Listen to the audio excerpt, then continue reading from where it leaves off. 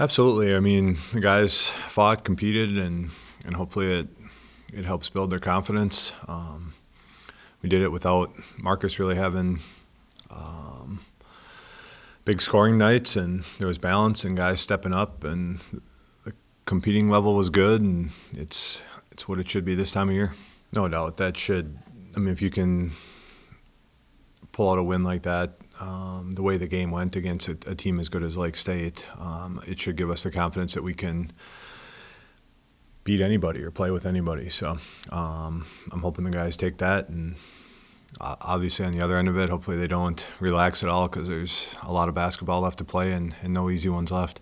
I mean, we just keep talking that we're not to our ceiling yet. I think in a lot of ways we have probably more room to improve than some of the other teams do, and kind of trying to emphasize it in practice and continue to get better. And obviously there's a lot of importance in the 4 regular season games left, but there's a lot of importance left in the practice that comes with that, and trying to get better before the tournaments start.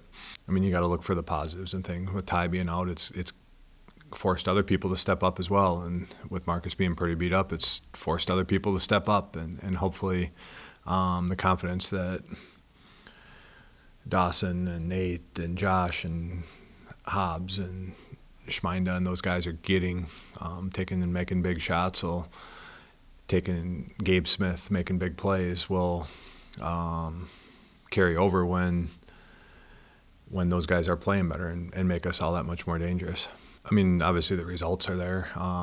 He's played as hard as he can all the time, and sometimes you overthink things when you're coaching, that maybe that if he's playing 20 minutes, that's if you play him more, that he won't be as effective. And now you're just seeing when you do 30, you're just getting that much more of good Gabe. So he just plays hard, and he has a knack for the ball and making plays, and he's in the gym all the time, and good things happen to playing hard and practicing hard and putting in the time.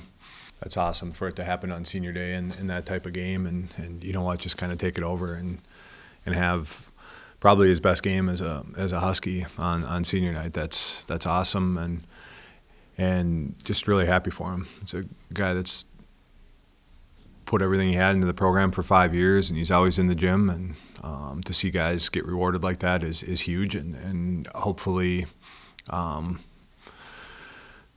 we keep having some success as a team, and it can be rewarded in that way as well.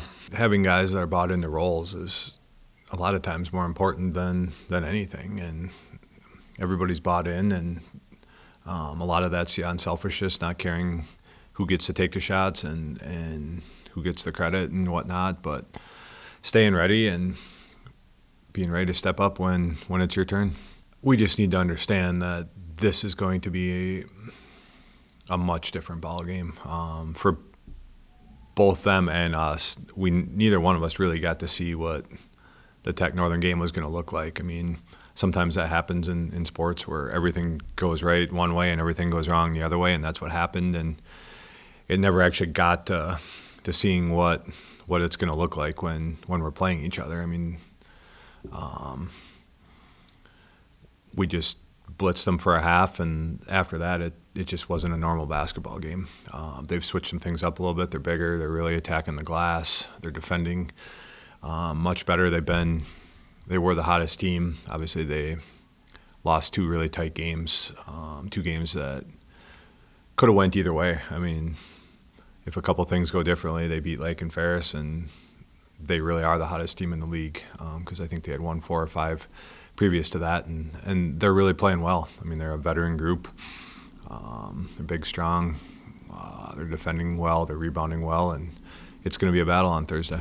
The GLIAC is so tough this year that a lot of teams are facing that. Northern's facing the same thing. I mean, they just played Lake and Ferris, and now they have to come play us. I mean, the emotional highs of them, yeah, it's hard to keep getting up and keep getting up and keep getting up, but you have to this time of year. We're trying to talk quite a bit about, I mean, it's a sprint now.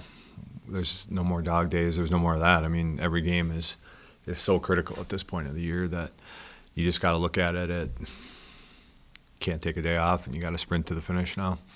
He's taking a beating every game. He's on the ground. Every team's game planning towards him. We're trying to do as much rest as we can in practice, but Marcus is a tough kid, and he's a competitor, and he'll be ready to go. I mean, he's still the anchor of our defense, which is the most important thing. And having an inside presence on offense, whether he scores or not, if he's drawing multiple people and getting us a paint touch, that helps our offense immensely. And you start getting in some of the advanced stats, and that's where it really shows how important Dawson is to our team. That's a great question that is on my mind, and it's hard to think about when you have Northern at hand. But that game is going to be, I don't know if you want to call it a trap game, because I don't think it's a trap game. I think we're going to realize it's just that tough. I mean, the highs or lows, whatever it's going to be of Thursday night, to get on the bus and take a long ride down to Chicago to a team that's playing really well. They swept at home last weekend. They're shooting the ball really well. They're a unique team. They play small and are really a challenge to guard. And in that scenario where they're on short rest we're on short rest and they're on full rest, they've given everybody in the league problems in that game this year. And they're hot. I think as of right now, they're in the GLIAC tournament, and that's going to be a mental and a physical challenge to go down there on a gym we've never seen and compete.